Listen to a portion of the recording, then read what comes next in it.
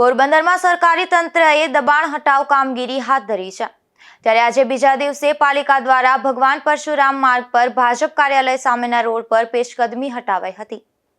પોરબંદરમાં તંત્રએ ગઈકાલે ડિમોલિશન હાથ ધરી 5 કરોડની જમીન ખુલ્લી કરાવી હતી। ત્યારબાદ આજે મહાનગરપાલિકાએ શહેર મધ્યે ભાજપ કાર્યાલયની સામે કવાયત હાથ ધરી હતી, જેમાં ભગવાન પરશુરામ માર્ગ ઉપર ઘણા વર્ષોથી ફૂટપાથ ઉપર લોકોએ તેમના મકાનની બહાર દિવાલો બનાવીને ફળિયા બનાવી નાખ્યા હતા।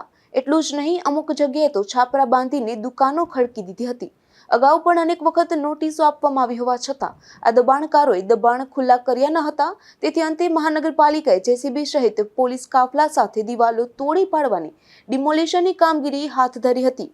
મહાનગરપાલિકાના એન્જિનિયર વિનોદભાઈ બથિયાએ જણાવ્યું હતું કે અગાઉ અનેક વખત સૂચના આપી હોવા છતાં સ્વેચ્છાએ દબાણ દૂર કર્યા ન હતા। તેથી અમને મળેલા આદેશ પ્રમાણે કડક કાર્યવાહી કરવાની ફરજ પડી છે અને હજુ આગામી દિવસોમાં શહેરના જુદા જુદા વિસ્તારોમાં ડિમોલિશનની કામગીરી ચાલુ રહેશે, જેથી દબાણકારો સ્વેચ્છાએ તેમના દબાણ દૂર કરે તે જરૂરી બન્યું છે।